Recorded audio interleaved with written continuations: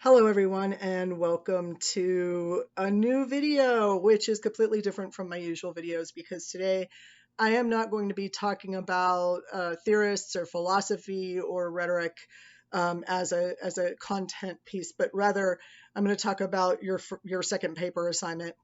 The first paper is pretty easy. It's straightforward, right? Pick a concept or pick one of these comparisons. I let you choose your own adventure out of three very specific in the sense that I gave them to you. But the first one was sort of very, very specific. The second one, a little bit more open. And then the third one, of course, you could do whatever you wanted to with it.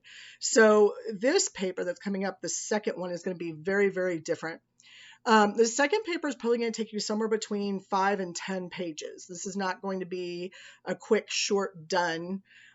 We have over a month until the end of this school semester, and that means a whole month, over a month before we really have to make sure that this is done.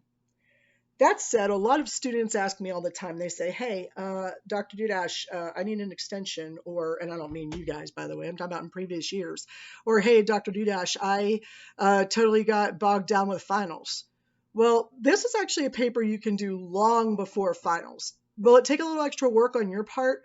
Probably. Will it take a little extra work on my part? Probably, but only in the sense that we need to ask each other more questions and talk to each other more than we normally would about a paper, and that's about it. You will find that if you start this paper as soon as you come back from Thanksgiving, that'll probably give you enough time too. But after Thanksgiving, time gets away from us pretty quickly. In other words, you might want to start thinking about this paper now. Now, I'm not saying you have to, but chances are you're probably going to when you hear about it. That's the first thing. That's good news. The second thing, I found that when I was in college and particularly in grad school, but I should have learned this lesson in college, that most of the paper writing I did was in my head. It was structuring it. It was coming up with an outline or with my main points and then going and finding the evidence that I needed to make my claims. So most of the time I was just writing papers in my head, except that one time in Vegas before I turned 21 when I had to write a philosophy paper by hand on notebook paper sitting on the floor of Caesars. Don't ask. We had a red eye. I turned that paper in at 9 a.m.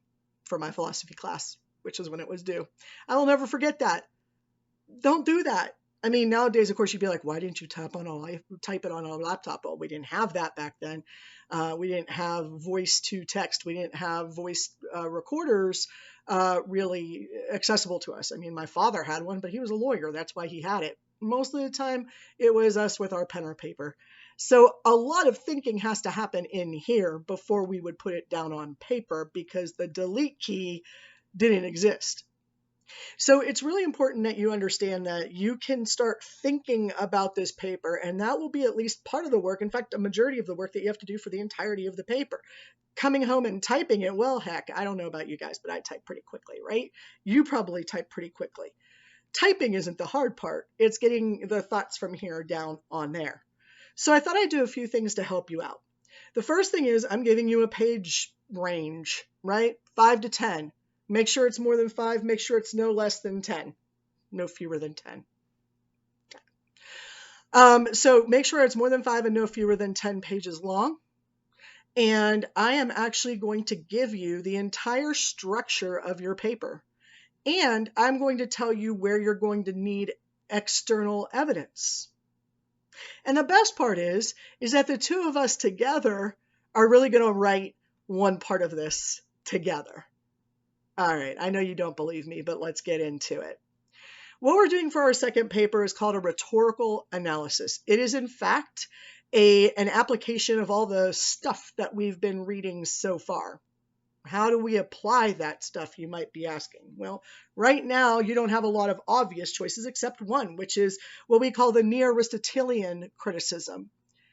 Obviously, you've studied Aristotle, and you've studied those who liked Aristotle and who lived in his sort of what's the best way to put it? Lived in his shadow or worked in his shadow. All right. That's Neo-Aristotelian criticism. Anytime that you go back to the 5 canons and the 3 proofs, the 3 artistic proofs, and the use of inartistic proofs in order to analyze a speech, did it have, or what were the practices of invention? What level of style did they use? Did the arrangement lead me to the right conclusion? I just did those in the reverse order, by the way. Sorry about that. And then if it's a speech, was it delivered in the tradition of public speaking and in a way that the audience understood? So that's a Neo-Aristotelian criticism. There, I just did it. Well, I told you what it is. Would you like me to do it now? Sure. Let's pick Joe Biden's speech on the night of the election. There were a couple of things that Joe Biden could not do on the night of the election. He could not declare victory, obviously, and he also couldn't concede. I mean, none of those things had been decided yet at all. So what is it that Joe Biden needed to do? Well, the first thing that his speechwriters would do is look at the audience where he's speaking, which is his peeps in Delaware, right? The second thing that he would have to do is he would have to understand what it is that the audience needs from him. They were demanding that he speak. And by the way, this was not just the audience that was present, but the national audience. And so he really needed to find out what people needed to hear. Sort of a, if I don't have to concede, or if I can't concede and I can't declare victory, what am I supposed to say to these people? And there were some things that were going on at the time that demanded that he act. That is to say, demanded that he speak, that he do something. The rhetorical speech, any speech is a rhetorical act, okay? It's trying to persuade people of something. It's always the case. We can debate that later, but trust me, it's pretty much always the case. And in this case, it's truly related to the genre of not necessarily ceremonial speaking, but there is a certain amount of epideictic nature to this, because he can't deliberate on what we're going to be doing in the future. There's not a whole lot of reason to talk about the past, but what's important is what's happening right now, which is we're in the middle of a recount. In some places, we're in the middle of counting. In other places, we're in the middle of an electoral college, tie, it looks like. And Donald Trump hasn't said anything. He hasn't come out and declared victory. He hadn't come out and declared and conceded. I mean, nobody was doing any of that. But Joe Biden's people told Joe Biden that the people needed to hear some semblance of reassurance that this election would play itself out. Now, for those of you who were not around in 2000, 20 years ago, I keep forgetting that's like when you all were being born or whatnot. You're like, oh, maybe I was 3. Maybe you were. The point is you weren't voting. And in 2000, we had a electoral college win, and the popular vote was disputed, which would put the electoral college votes in question. It was George W. Bush and Al Gore, and Florida was the state, which we thought was going to be the case again this year. And Florida essentially was told by the Supreme Court, we're not going to tell you what to do. We are going to say that these certain types of ballots don't count, what they call butterfly ballots, or that you don't have to recount those by hand. But we're going to kick it back to the governor. Of course, the governor was Jeb Bush, who was George W's brother. And Jeb's like, I'm not making this decision. So he tossed it down to the Secretary of State, which is really where it belonged anyway. We can debate whether or not she made the right choice or not, but she put a halt to the counting. At that point, George W. Bush became the president-elect because he won the greatest number of electoral college votes. Okay. Now, we never will know whether or not George Bush won that election or not. I won't say fair and square because it was fair and square, but we don't know the true answer because they stopped counting. People didn't want a repeat of that. Okay, people didn't want a repeat of no more voting. People didn't want a repeat of being told that there were certain ballots that would not be counted. People also did not want to wait weeks and weeks and weeks and weeks, and we did, for their president to be announced, which of course is silly because for those of you who aren't paying attention, we used to have inaugural addresses in March, not in January. The whole reason for that was because we wanted to make sure that we had enough time to count the votes and for the delegates to go and do their job. There was all this hoopla this past election about we must know election night. We've never known election night. Those are projections. They've always been projections. It's never been a declared winner. It's projected, and then usually it comes out right at the end. Okay. So this year we didn't want weeks of waiting. We didn't want any of that to happen again. So somebody needed to say something. And in a way, would there be any benefit to Joe Biden speaking? Well, you have to ask yourself a few questions. Would he look presidential? Yeah. Does that matter now that all the votes have counted? No. But it mattered to him that somebody tell the people what's going on. And it didn't look like, President Trump was going to. He gave him a lot of time to try and come out and say something. In fact, I don't know, but normally the challengers team would call the president's team and say, hey, we're going to give this speech just as a heads up in case you want to give one first or whatever. But that didn't happen. So we know that he's coming out to talk to a people who are very insecure and unsure about an election that they're involved in right then and there.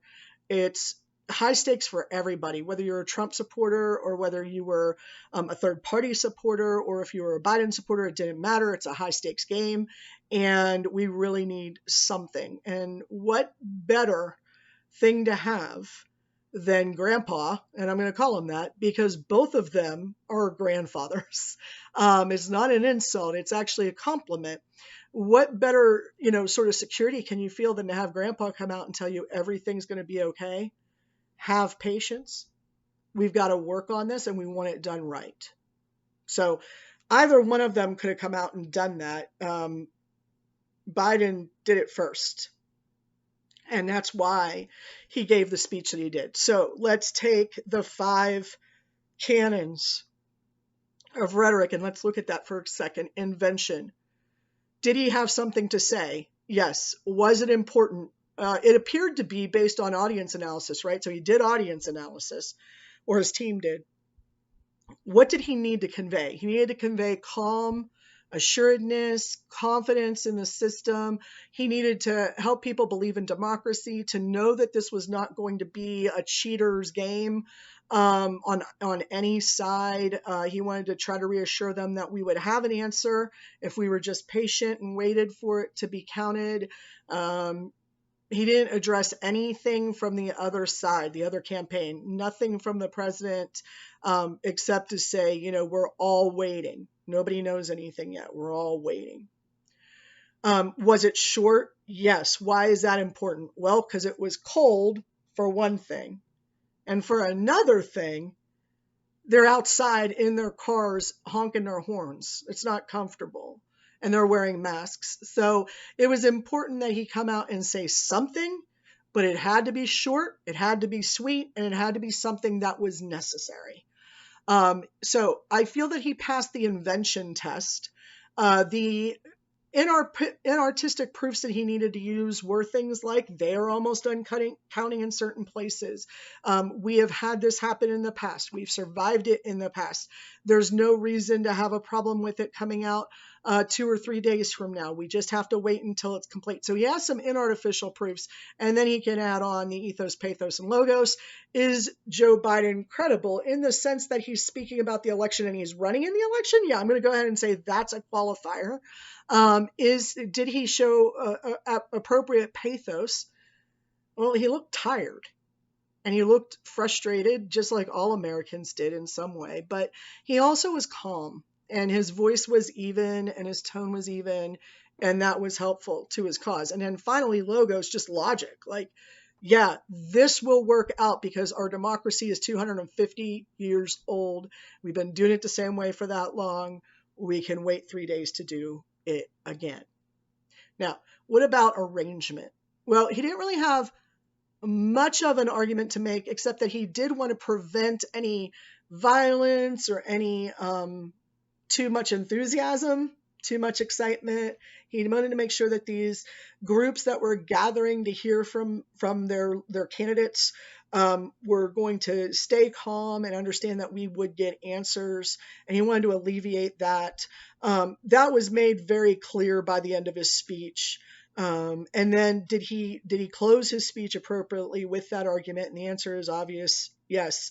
But he also did something very different, and that is that most of the time the only people who end a speech with "God bless America" is the President of the United States. And so what he did was he added to it, and he said, "God bless America and God bless our troops," which was just sort of an added benefit for him, that he was able to look and sound presidential by, by utilizing the history, the memoria of the moment, the memory of that occasion, while at the same time making sure he put his own thing on it because he's not the president.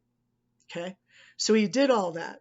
What style did he use? Obviously, you're going to be using a fairly common style. You don't need to be overtly over the top, and you don't even need to be scholarly here. We're just talking about from me to you, everything is going to be okay. Not to mention the fact that Joe Biden uses the word malarkey more than I do, and that's a very, very not formal, very informal way of speaking, okay? But he didn't use it in that speech. I'm just saying that common speech is still formalized speech, okay? It's just given at the level of your audience. And then finally, delivery. Joe Biden has been delivering speeches for his entire life, it feels like sometimes, and he has a significant, debilitating stutter. And so maybe my expectations aren't very high. But I do know this, the tone was right. He was loud enough. He was slow enough for us to understand.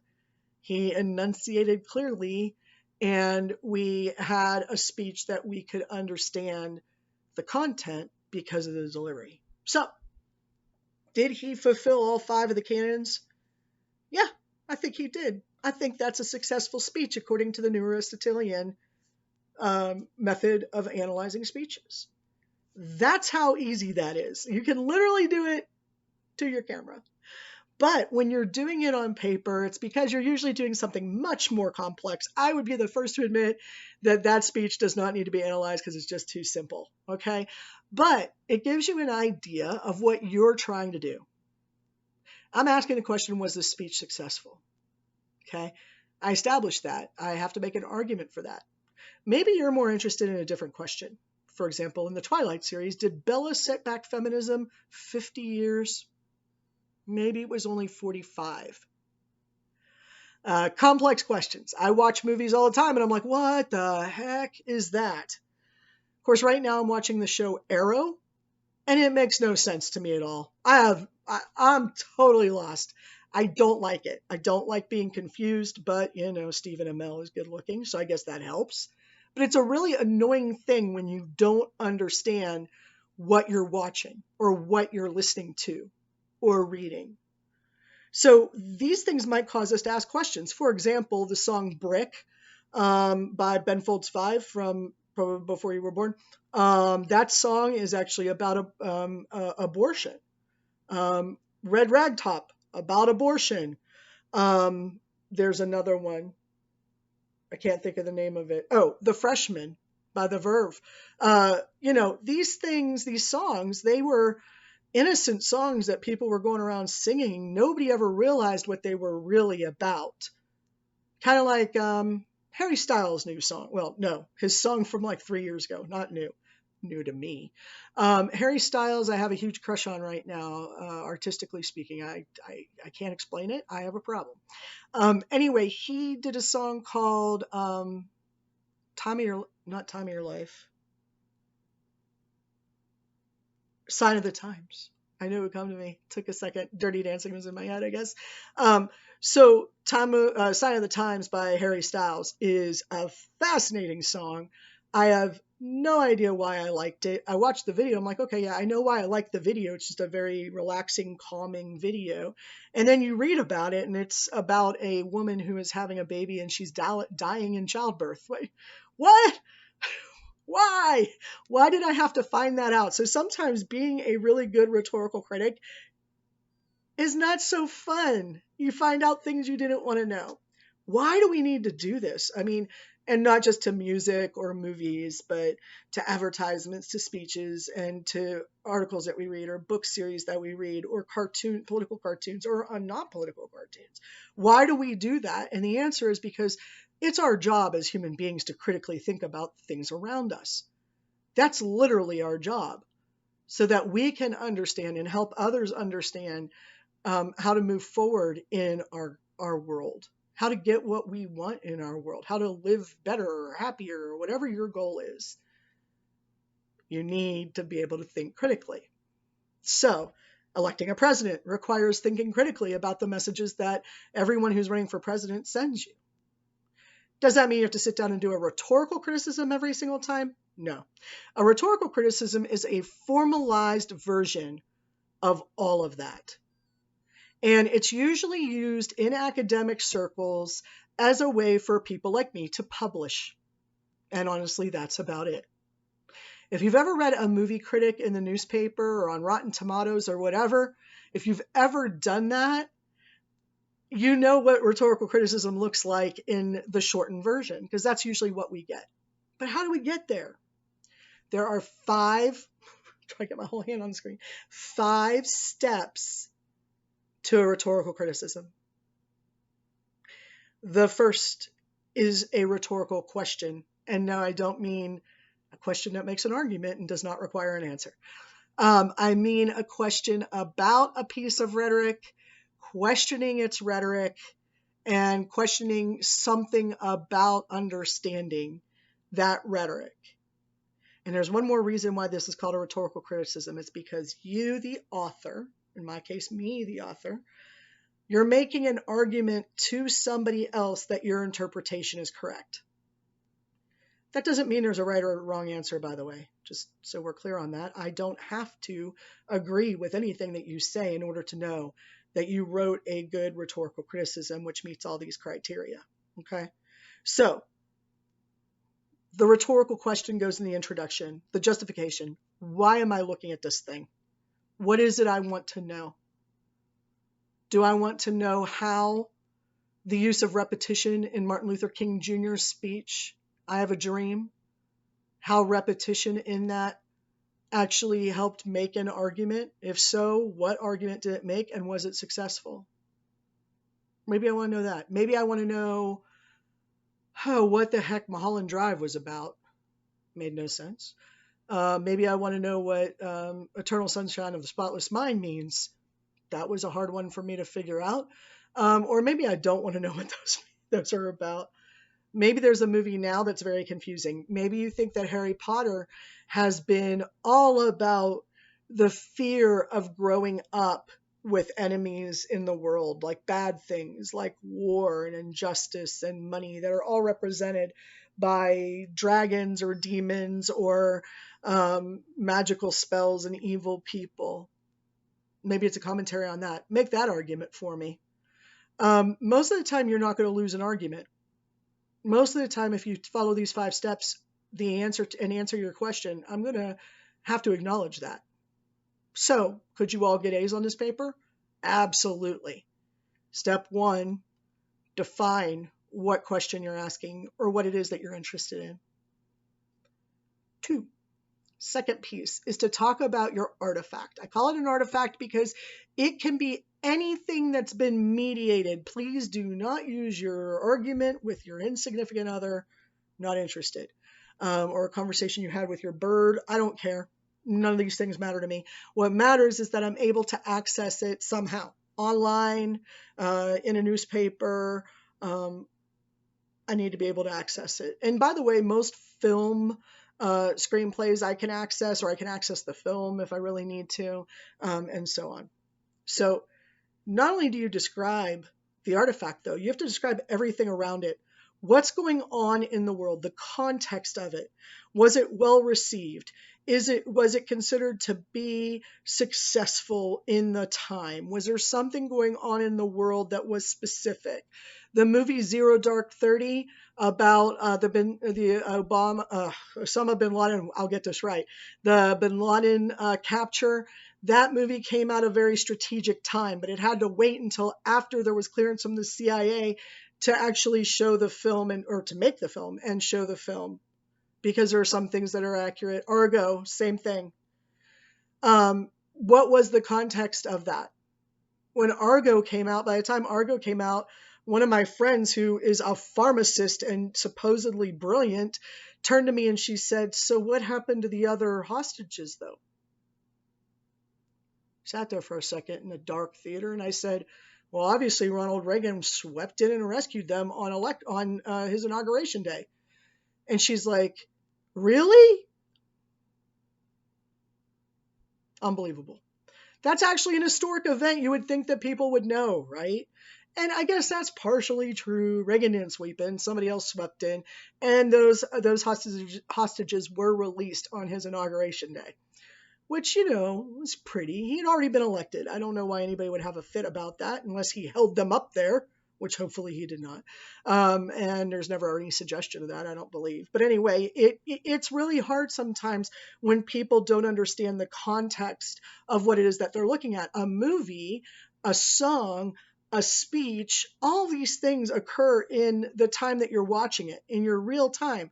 But when a movie or a speech or something else is representing an event, then it's occurring in that time as well. And understanding the context of both of those times and how that impacts our interpretation of the messages is important. So context, the artifact, and context. Third, methodology. This is the hardest one to get your hands on. There are a limited number of methodologies that we use to answer certain questions. I believe that I have given you 4 of the most common and easiest to understand methodologies to analyze a work. Normally, I don't tell you to pick a methodology and then pick a work. And I certainly don't. I would rather you not do that now. I'd rather you pick an artifact that you're like, what is that all about? Why is there a band called Crash Test Dummies? And what is about? By the way, that's a really old reference, but hopefully you get it. What is happening when I watch this political ad, or when I watch this Nike ad? Does Nike make ads? I don't even know. Or what is happening when I listen to a song or a jingle, or take your pick, anything you want. And then say, I'm asking a question of, is it successful? And I'm looking at an argument. Well, then you have to decide. Do I want to look at it from the Toulmin perspective, or do I want to look at it from the Neo-Aristotelian perspective? And the fact of the matter is that no, we haven't gone through any of these except for the Neo-Aristotelian method, which I was teaching at the beginning of the semester. But we will get to those other ones. And this is where I said it might take more work on both of our parts, because you might need to contact me and say, Dr. Dash, I really need to answer this question, and I really think that Burkean analysis is the way to go, and I need some help and some direction on it. Okay, that's okay. We'll do that. The 4th step is to apply the method to your artifact. This is not when we say this means this and this means that. This is when we just say what's happening in the artifact as the methodology tells us to look at it. I don't know how else to explain that. It's literally taking the method and putting it on top of the artifact. Because in the 5th section, that's where you have the discussion and the application, or just an application, and the analysis. What does it all mean? And you answer your question that you posed at the beginning. And this is your time to convince your reader, in this case me, that your interpretation is in fact correct. Okay? So, rhetorical or question, research question really. Artifact and context, methodology, application, analysis, and conclusion. Now, where would you need to use external sources? Because, man, this sounds like a lot of my personal opinion coming in, doesn't it? Well, first of all, if you're going to write about an artifact that occurs in context, you need some hard evidence, external to you, external to your best friend, that tells you about the time period of the artifact, and tells you about the time period of the event of the artifact, and so on. So you're probably going to need some newspapers, magazines, stuff like that. Anything that was available in print and ends up online is considered an online source, not an internet source. An internet source, ignore those. Unless it's Rotten Tomatoes. Maybe that's okay. I'd have to think on that one. Doesn't really matter. In your second section is where that goes. In your third section, the methodology, you will have to explain the methodology in detail. That means that you need to go find sources out there that help me understand that your claims about the methodology and how to do it are supported. If you're doing a Burkean analysis and you don't have any Burke references, how does that make sense? Exactly how did you come up with your method then? Or at least a source that's talking about Burke, that would be helpful. And if you're wondering why I'm squinting and going like, and I feel like an dumb moment, it's because this is what I've experienced for the past 15 years I've been teaching here at Missouri State University. I've gotten these things, not every year necessarily, but just to warn you that I see those things coming very quickly. And that's it. Those are the places you put your external sources. How many do you need to have? As many as you need to make your argument. There's no minimum and there's no maximum. You may find that you need quite a bit more than you thought you did, because I'm not just going to accept your word about when your artifact occurred. I'd like to see it. If you say it was a very popular song, how do I know that? Tell me. Was it top 40? Did it, did it go platinum? Beyonce's visual album, what, was it received well? And so on. Okay. Then in the analysis, the application analysis, it's all you. It's pretty much all you. Okay. So 5 parts. I gave you a list of 4 methodologies that you can choose from. If you want to do a different methodology, send me a text. We'll talk about it. It's quite possible. Or if you don't think any of the methodologies fit the question that you're looking for, if you're having a hard time coming up with a question because you know that you want to use a certain artifact, but you don't know why it's bothering you, we'll figure that out. Okay? APA style, 5 to 10 pages, title page. You don't need an abstract. References. References go on a separate page and are an APA style as well. But mostly, have fun with this. It can actually be a really good time. Granted, no one's ever going to watch a movie with you ever again because you'll be sitting there analyzing it. But it's going to be a lot of fun to do this if you do it right. And by that, I mean that you pick something that you actually are interested in, and you pick a way to look at it, to analyze it, that you actually understand. And if you don't understand it, that you talk to me and then you understand it. Questions, comments, concerns, complaints, or threats may be directed to my cell phone. I prefer that you text me rather than email me, or as some of you have done, and I appreciate it, you text me and then you email me, but in the text you tell me I'm emailing you about this so that I make sure that I go and look for it immediately and get it as soon as I possibly can. Otherwise, I tend to drag behind. I am a lot better at it than I had been, and again, so is my software. So keep me posted. Good luck. Try to enjoy taking your test. It's the same as last time. Open book, worth 100 points, short answer, or multiple choice. And I will check in with you all again next week. Have a good one.